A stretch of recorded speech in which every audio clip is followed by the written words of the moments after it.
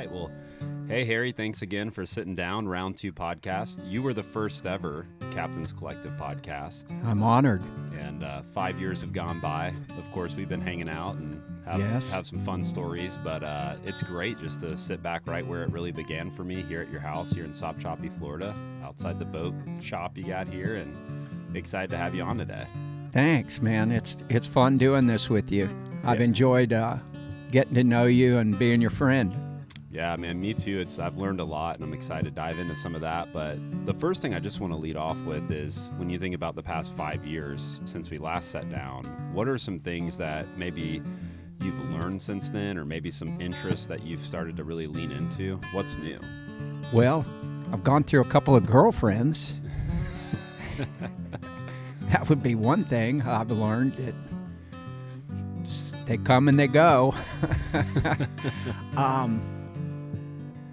As far as professionally, I would say I've learned that to stick with what I've been doing, which is try to make no mistakes so nothing comes back to haunt me.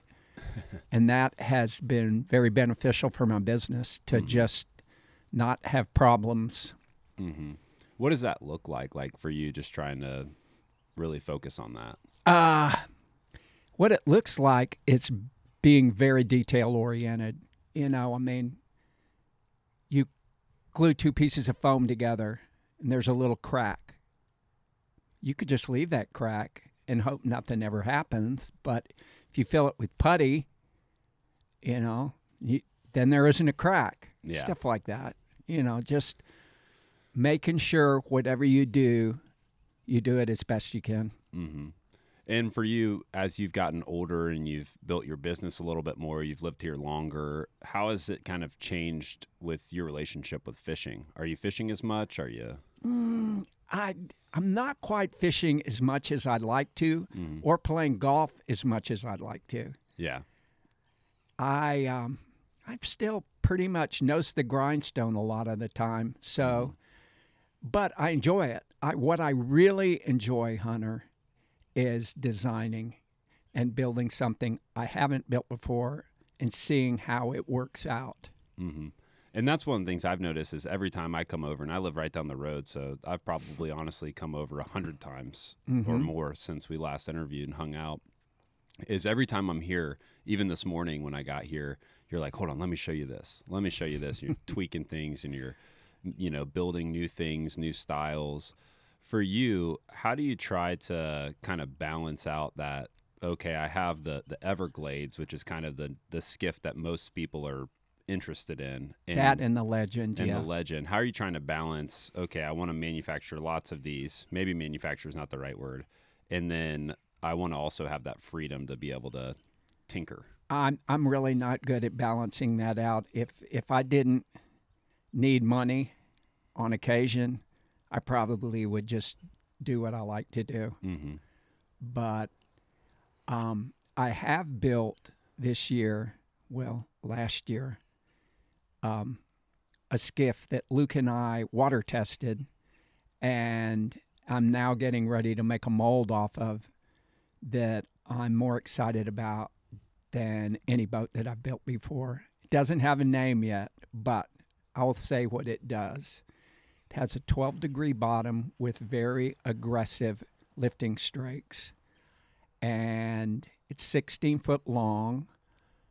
The sides on it are a little bit higher than what I've been making before, and the back end is a little wider. I wanted to make it for a 70, and I put a 60 horsepower Tohatsu tiller on it when I first water tested it, and at 24 miles an hour over the water broke 2 feet in front of the rear chine and the transom, so behind where I was sitting.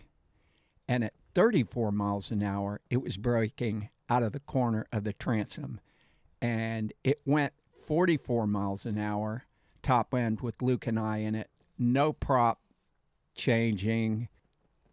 And I just think that boat is going to be literally amazing how well it will run in just, moderate chop. Mm-hmm.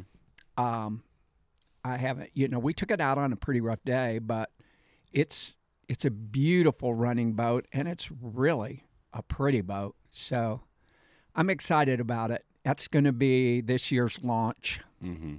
And what do you feel like, for people what style of fishing do you feel like it's going to best fit?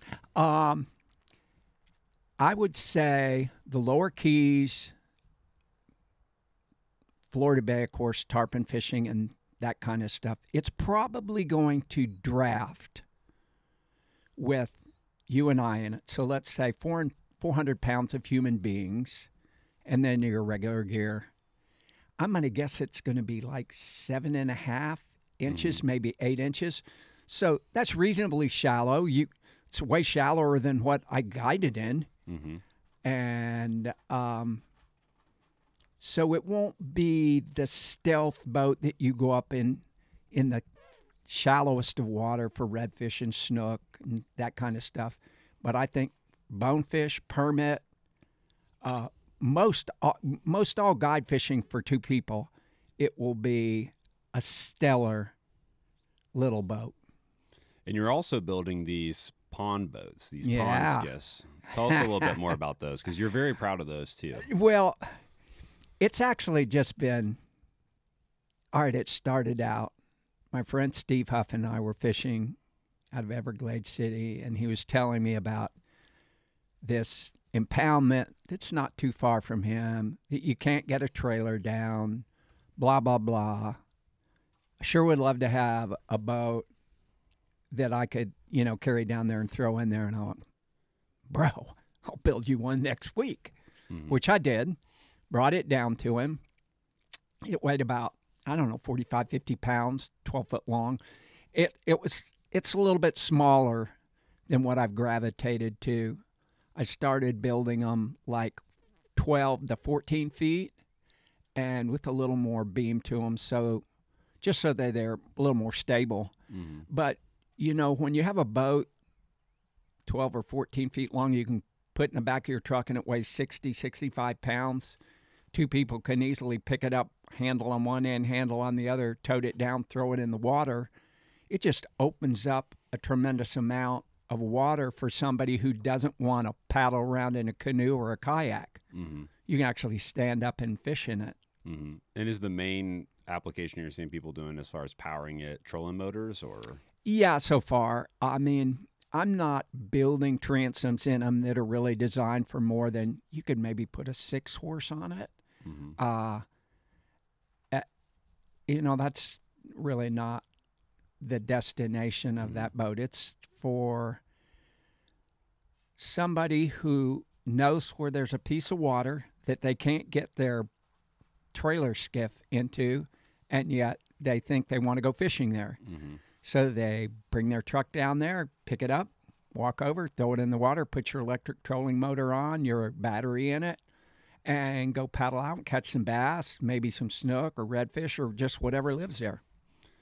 And there's a simplicity about all your designs that we talked about in the first podcast that people can go back and listen to. But, you got into boat building just by being a guide down in the Keys. And so your kind of relationship with boats and modifying boats and essentially building boats was kind of born out of tweaking and trying to create things for your own application. And that kind of led it to being simple. For you now, what's the thing when you look back to those early years that you hope you keep as a boat builder when you think back to the 70s in the Keys? Well, in the 70s in the Keys, I had no idea about boat building. I mean, I built a boat in 1978. Well, I took an old boat, tore it apart, and rebuilt it, and actually guided out of it some. But I didn't know what a good boat was. I didn't know what a good boat was until I got in a Dolphin Super Skiff. And everything about that boat changed my mind about what makes a boat do what you want it to do. And anybody that's designing a boat, if you were to just go back and look at that boat and then go from there, you will make a better boat than you would otherwise. Zero me in a little bit on when you first started interacting with the Super Skiff. When you say that changed the way you thought about boats, in what ways did it do that? Well, it was quiet. there weren't any boats that were quiet. You know, that had that hard chine going flat all the way around from the stern to the bow. So when you were poling, when you were at rest, the boat was quiet. Mm-hmm. You could pole into the wind and not hear that plopping sound that drove me crazy and everybody else crazy and the fish crazy. 1. 2, the way the bottom is constructed, it allows you to run when you slow down with the bow raised up. I mean, I've run across from Key West to the Marquesas some days, and I'd look at that water and go, oh my God, I'm going to die. And that boat would just surf those waves. So the bottom was constructed so it'd run, a small boat would run really well in rough water. It was dry riding, which was, my first boat was a Hughes Bonefisher, and I mean, I guided out of it for 5 years, but compared to a Dolphin Super Skiff, it was not good. Mm-hmm. It was wet, it was noisy, didn't pole worth a crap. It drafted probably 15 inches of water. Mm-hmm. Now, the Dolphin Super Skiff probably drafted 12 or 13 inches of water because it had an 18-degree dead rise, and they were built pretty heavy. You know, I hadn't figured out what you could get away with to make a boat lighter and still make it plenty strong. Mm-hmm. So those were, you know, the main things: the ride, the quietness of poling, the ease of poling. The boat would spin on its axis when you're poling, and that's all a result of the way the bottom is designed. And every boat that I've built that's designed for a motor, I've somewhat copied that design of the bottom. It works, you know. If it's not broke, don't try to fix it. There's a lot of boats out on the market that have not copied that. They don't do the things that you want them to do. They won't ride bow high. They're wet. They don't spin. You know, boat design is not rocket science, but you got to follow what works, you know, and that's one thing that I can look at a boat and tell you how it's going to ride, what it's going to do, just by I've been in a lot of them, and I've built a lot of them. Yeah. So one of the things that you and I did together was during COVID, I would come over early in the mornings. I'd bring you a Rocky's biscuit. Oh, yeah. We'd sit on the porch and drink coffee. We'd go in, and we built a skiff together that we videoed for people who might be interested in buying a kit from you. Basically, an unfinished hull where you get to design your own cap, and you get to kind of put your own touch on it, and just get a little bit of the feel of building your own skiff while knowing that the part that touches the water is going to be good. Going to be good. Yeah. And when we did that, you know, I didn't have a lot of knowledge about what it took to build a boat, and I was obviously pretty surprised how much work goes into it. You know, how tedious the process can be. I was pretty impressed that, you know, you were able to just keep doing it day in and day out after all these years, you know, all that fiberglass and all the sanding and everything. But I was curious, you know, like when I was going through the process of building that boat with you, and that's the boat that I run today. I love that boat. You know, as you think about building boats, let's start with this. What do you hate about building boats, and what do you love that just seems to just keep grinding? You hate or love grinding? Oh, I love grinding. No, I hate it. God, it's horrible. You know, you got shards of glass everywhere. You know, we have a pretty ventilated shop, but still, unless you have someone behind you with a blower that's actively blowing the glass away from you, or you have a vacuum system in your shop, which I don't have, you are going to get dust on you. And it's honestly, it's almost sad. It doesn't affect me anymore. I'm sure it affects me biologically, but I don't feel it anymore. I don't itch. Maybe in the heat of summer when you're sweating, your pores are open. I can feel it a little bit, but most of the time it just annoying. Mm-hmm. You know that stuff's in the air. It's just pretty horrible. Yeah. What do I love about it? Making people happy. That's what I really enjoy. You know, when you build something, a guy like you says, "Man, I love my boat." That's payday. Plus a little bit of cash. You know. Yeah. That doesn't hurt either. Yeah.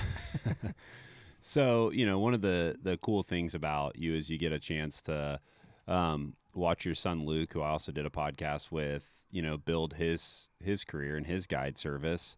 He still works with you some in the shop and doing different projects, and you know, he has his hand in boat building too.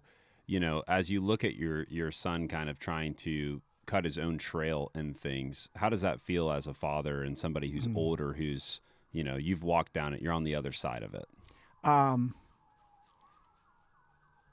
love the stage I'm in with my children. They're all successful. They're all healthy.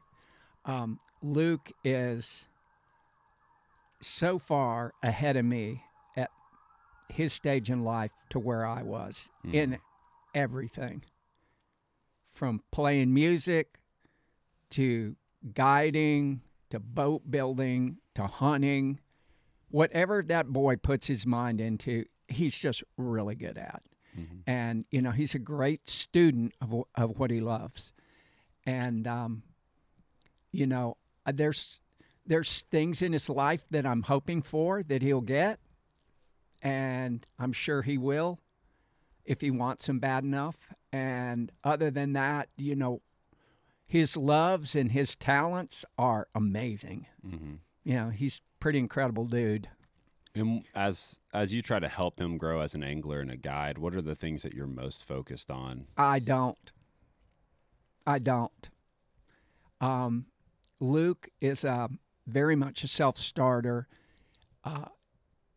The best thing that I can do is just be me and let him figure things out. He's not one that's easy to say, "Hey, Luke, you need to do something this way." You just do it the way you do it. Let him do it the way he does it. If he stubs his toes, he'll figure it out. He's very independent when it comes to his learning style.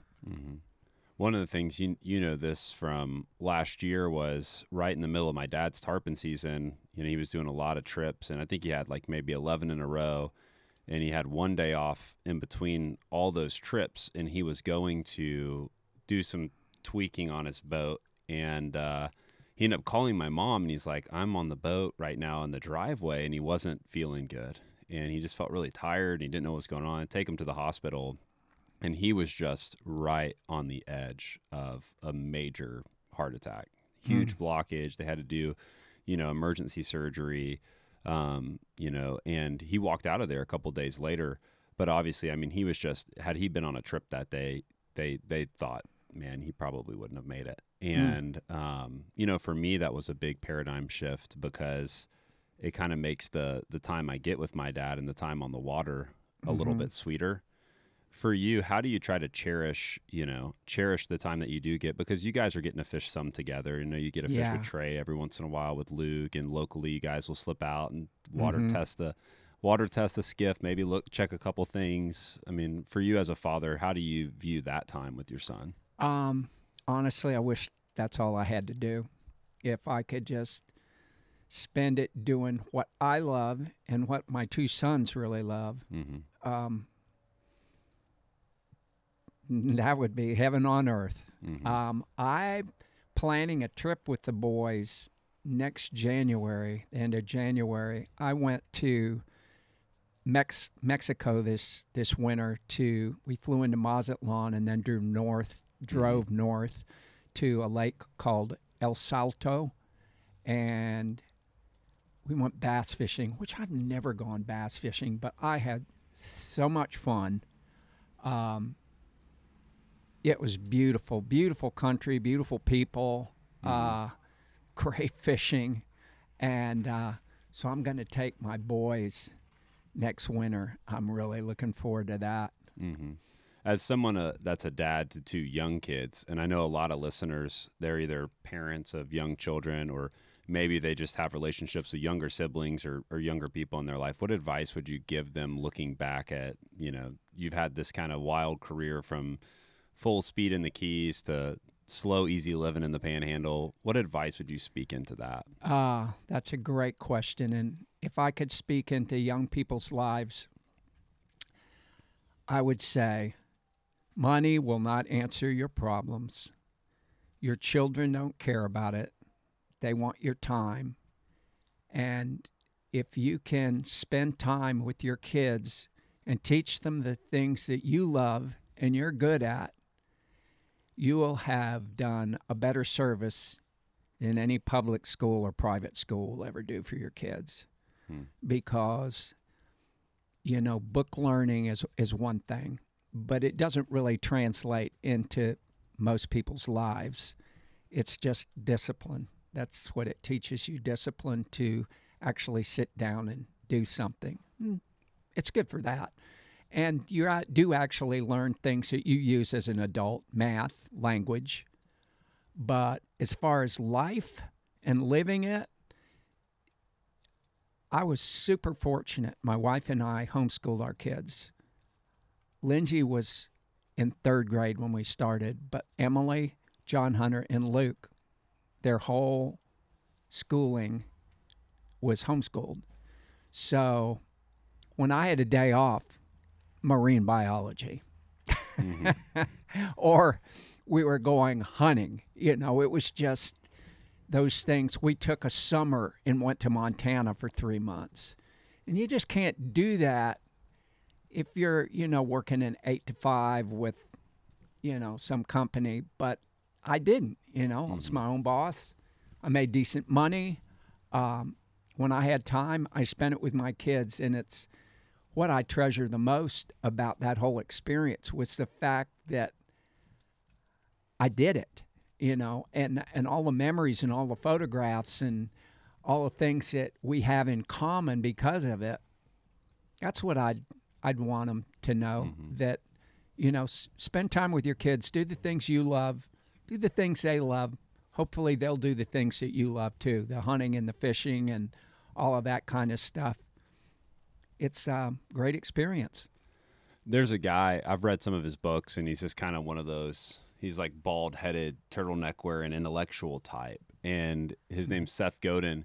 But he said something that stuck with me a couple years ago, that he said every kid is homeschooled, at least some amount of time. The question is, are you going to teach them, and this is a little outdated, but are the Flintstones, meaning are you just going to put them in front of a TV? Like the time that they have at the home, what are they learning? If you were to create a Harry Spear report card for homeschool, instead of math, reading, whatever, what would your categories of grading be? Well, one, I would teach them math. I would teach them reading. I would teach them science, very important subjects, just to get a feel for the world and how to deal with it. But I love nature, so that's number one as far as, alternative curriculum. So being able to function inside a natural environment, most young people have if you're an urban kid, chicken comes from a store. It doesn't grow out in a farm or in my yard like they do. And just learning how to deal with nature. All of my kids are good at it. My oldest daughter, who in a lot of ways things we don't agree on, but I would 100% agree with her on the way she's teaching her kids nature and gardening and all of that stuff. She's freaking awesome. And those kids are all into it. So that kind of stuff I just think is wonderful. When you're... God is wonderful. Raise your kids up to know who he is and to hopefully to love him. Yeah, I was, I work with college students in Tallahassee and at City Church Tallahassee, and we were doing this talk about how there's a Netflix documentary of a guy who went through this grueling expedition to get to the top of a mountain. And he ended up towards the end, he wanted to get to the peak so bad, he left the other guys behind. He went through a blizzard. He almost died. He got to the top of the mountain. 3 months later, he found out he had hiked the wrong mountain.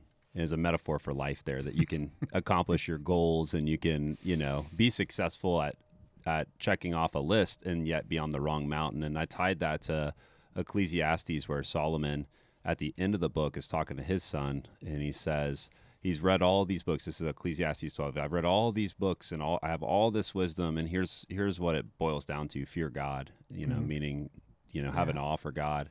And I think that, for those who are trying to instill that in their children, nature is the place where everything kind of melts away, and it's made most clear, I believe, outside of his word. Yeah.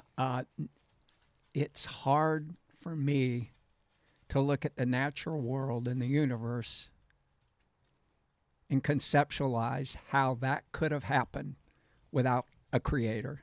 Mm-hmm. I think it takes way more faith to not believe in God than it does to believe in God.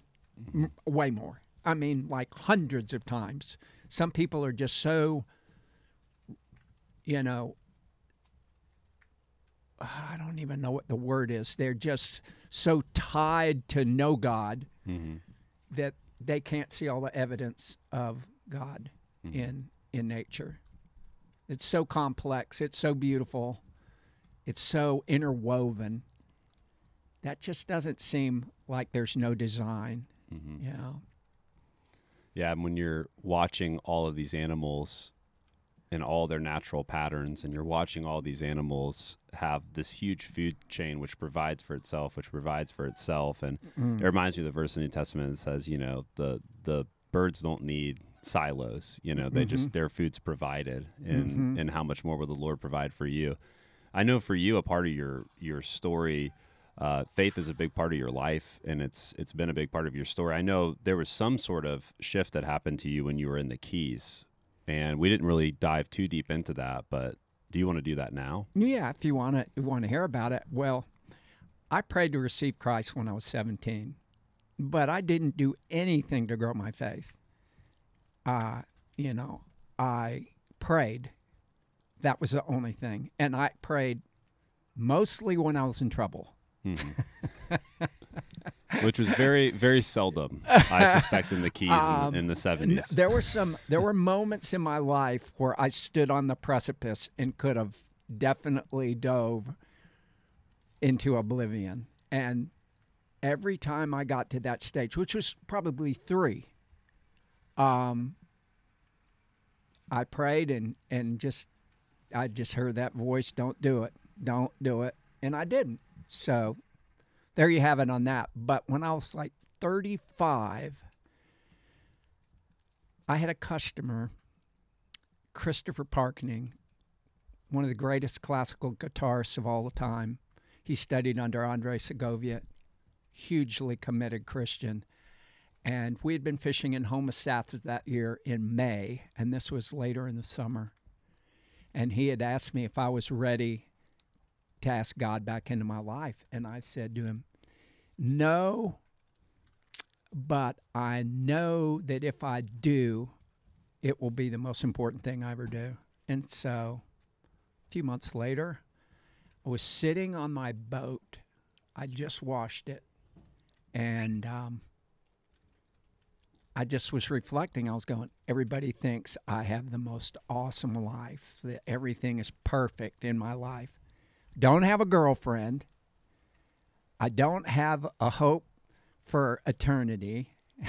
I'm sitting there and I go, all right, God, this is kind of, I'm not the most proud of this, but it was kind of a challenge prayer. I said, if you'll show yourself real to me, I'll follow you for the rest of my life. Man, it was, and Chris had told me earlier, he said, if you do decide to follow Christ, find a Bible-believing church, read your Bible daily, and pray. So I did all those things, and my life just kind of flipped right there. And it was like, at first, I would just say it was like a change of clothes. It was nothing deep, You know what I mean by when I say that? I mean, there was no deep revelations. There was none of that stuff. It was just kind of just, all right, just a different set of clothes I'm wearing. And so obviously that's a fond memory for you, and that shaped a lot of what you do. If you find yourself sitting on this porch right here, having a cup of coffee, thinking back to all your great memories over your career, what are some of the stories and memories that come to mind? Woo, gosh. Let me start with the saddest story. I had a great friend, Bill Boone. I loved Bill Boone. He was one of the greatest men I've ever known. And he helped me buy a house, and I just couldn't make it work. And I ended up losing the house and his friendship. And that just about crushed me. But great memories. My dad went in the bonefish tournament with me when he was 75 years old. As fond a memory as you could have as a son and a dad. And to have him tell me that was the greatest thing he'd ever done in his life. Wow. How would that set on your heart? Yeah. Pretty sweet. I just had a blessed career. So many great people. Bill Levy, Peter Farrago, both European Jews that escaped concentration camps, moved to the United States, hugely successful people, wise, really fine men that just spoke into my life when I was a young man, you know, in my 20s and 30s. And those guys, I mean, that was huge. You know, and I've got to fish famous people and all that stuff and really great anglers. And that's all nice, you know, but honestly, when you look back at a career, the people that you love and you really respect and care for are the ones that you think about the most. And I lost my dad in 1978. So my kids, I think he saw, 88. Emily was born, barely. So they didn't have a granddad. Kimberly's dad was derelict, drunk. Sorry, Kimberly, if you listen to this. So my kids didn't have a granddad, and God gave me 2 granddads for my kids. We had a neighbor moved in on Duck Key. I was out in my driveway trimming coconut palms, and this guy drives up on what I call it a sailboat bike. You know, the little wheels. Yeah. Big guy, 6'4", Cape Cod beard. Hi, I'm Gibby. I'm your new neighbor. And I'm thinking, you're weird, dude. Anyway, Gibby adopted my family. He came over every morning when they were in town. He'd bring donuts. Kim would make coffee. He bought my kids bicycles for their birthdays and Christmas, and just this great dude. He only lasted a few years, and then he died. And then one day we went to church. We were going to Tampa, and we stopped in this little church in Arcadia, and we met this couple that used to live in the Keys, Okie and Unipearl Napier. That's a mouthful. Sounds like a Keys name, though. No, that's a Kentucky name. That's a coal miner's daughter's name. Anyway, Okie was one of these super wise, uneducated guys that had done tremendous in business. And he had 225 acres on the Peace River right outside of Arcadia. And that day when we met him in church, he invited us to lunch. We didn't leave for 3 days. And we would literally go see him and Unipearl rather than go see my mother, the kid's grandmother, because it was way more fun. So we, things like that are huge, just really wonderful, wonderful gifts. Yeah, those sound like great stories, too, to reflect back on. And now you get to not only spend a lot of time with Luke, who's young in the industry, but guys like Trey, other people that buy your boats or you have relationship with. And so as you interact with the next generation of captains, of people who love the outdoors, you know, there's no end to the podcast of things that people are worried about, and we could sit around and talk about that. But what are you encouraged by? What do you want to see more of? Wow. What am I most encouraged about? Well, I think that the young people that are in the industry, they definitely love it. So, you know, the love of nature and the love of fishing is just kind of universal. If you do, you really do. And so that's good. I'm a little bit disturbed with social media, people just blabbing, because it just puts pressure on a fishery that might not be overfished. Mm-hmm. So that's disturbing. But most encouraged, I don't know, bro. It just, I grew up in a time when there was nobody on the water, and now there's thousands and thousands of people on the water. So that in itself is hard to get encouraged about.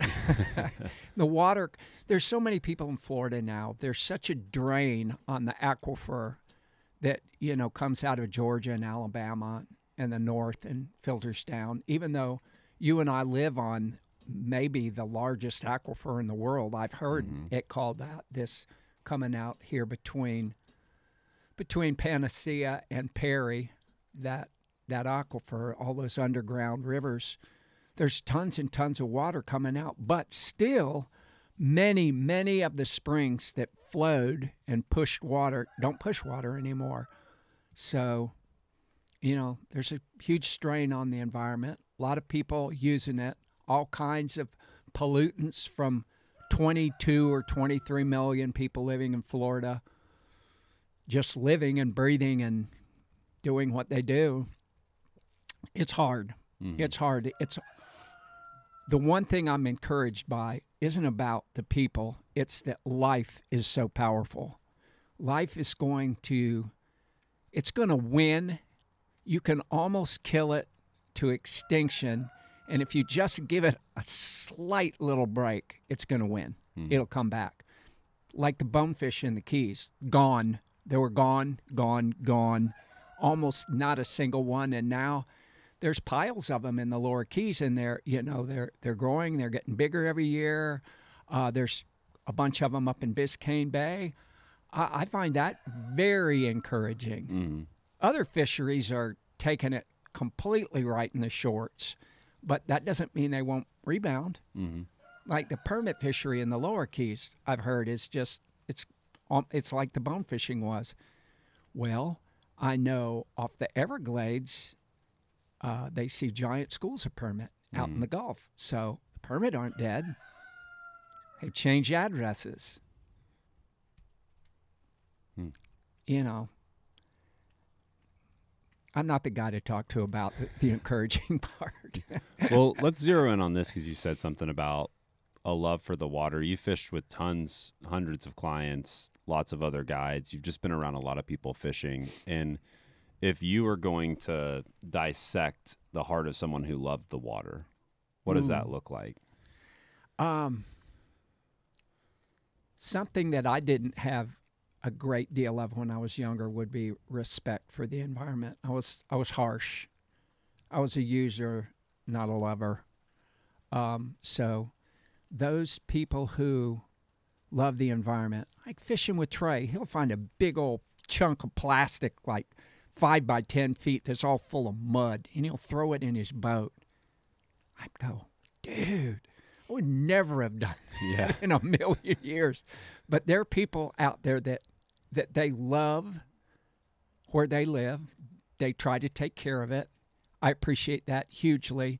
I appreciate people who don't try to catch the very last fish or tell other people how many fish they caught. You know, it's entirely adequate to say, I had a nice day on the water.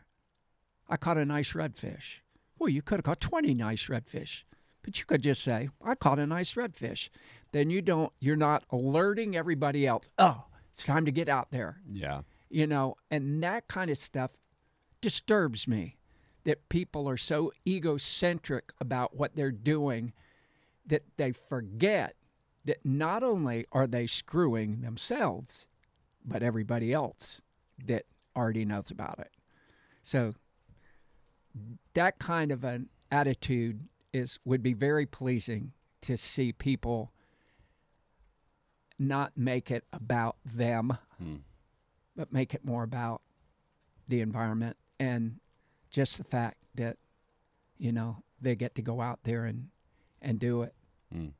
You said earlier that there were times in your life where you were on the edge of oblivion.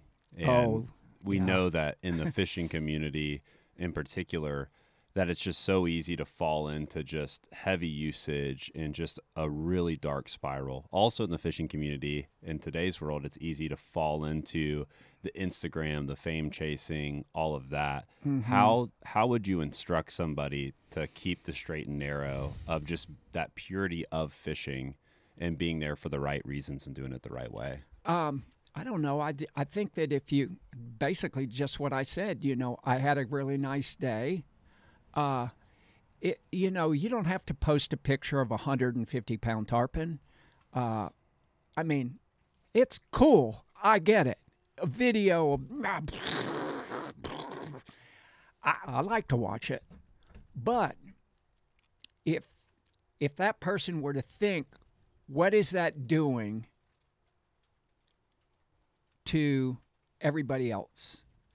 How am I influencing my neighbor that fishes? And what you're doing is you're attracting them. Is that what you want? And I understand it from a guide's perspective. It helps them build their business. And if I were a young guide today, I'd probably be doing some of it and hating myself for it. But, I've talked to Trey. I've tried to tell Trey, dude, you don't need to be doing this. You're shitting in your own nest. But, who am I to say anything? I post stuff on my Instagram page trying to build up my followers so I can build my business before I give it to my son, John Hunter, to grow. It's a little bit different what I'm doing, but it's still the same. It's self-promotion. When you think about, we'll use a golf analogy, but in life, you're approaching your back nine of life. I'm on the 17th. You're on the putting green, hole 18 putting green. Yeah. Anyway, go ahead. Well, what are your priorities right now, and maybe how have those changed from when you were 40 or 50? It's huge. So as you get closer to eternity, your whole perspective on life changes. For me, whatever I have left, what I'm trying to do is not disturb or harm the legacy that I've created and keep creating a good legacy for my kids and for my own, what people remember me by. So, and that would be different with different people. I happen to be on people's radar. So, it's been really interesting. I never sought that, but because I want to keep that as clean and as pure as I can. I don't want people to think of me as a jerk or a horse's ass or a lousy person or bad for whatever the industry or anything else. I want them to have the best perception of who I am. So that's the way I try to live. And with that being said, I'm trying to have as much fun as I possibly can while I'm still here. Yeah. It's, the balance between doing good for my kids and my community and having fun. I'm tipping towards the fun side. My kids are all doing good. They don't need me. They never got anything from me. They've gotten plenty. They were raised well. They've learned. They've all got good consciences. They're good citizens. They don't need anything from their dad. They need their dad to not be a jerk. How's that going? It's going good. I mean, I have my moments. Mm-hmm. We all do. I'm probably one of the more black and white people you know. Mm-hmm. I'm not too much into try to shading gray when I see black or white. Mm-hmm. If you don't like what I think, don't ask me the question. That's the way I look at it. So, and I think that comes with just, I've been around for a long time and I've already, I've done most of my stuff. Mm-hmm. So for me, honesty is an easy way to go. Mm-hmm. It's a whole lot easier than trying to figure a way to shade things. Last question. So if you could design one perfect day, one last day on the water. Woo! Tell us about it. Everybody that I love would be with me. It'd be a pile. You're getting into my heart now, bro. It'd be a beautiful day. There'd be fish everywhere, birds everywhere. The sun would feel great on my skin. Every cast I made would be perfect. Every cast they made would be perfect. Fish would fly. And, it'd be just like, being in heaven. That's all. And, it's totally unrealistic, but you asked me if I could design it. Might as well design it like that. Yeah. Well, I really appreciate the time, and it's been great getting around, too, with you, getting to know you, being a kid down the street, and grateful for how you've invested in me and welcomed me in your home and shared meals and built skiffs and had a lot of fun. So I'm grateful for it, and thank you for all the time. Thank you, Hunter. I love you and your family, bro. You've got a great family. Your dad, your mom, your kids, your wife. You've done really good. You are the type of guy that I would want everybody, young man, that I cared about to be like. That means a lot. Thank you. You're welcome.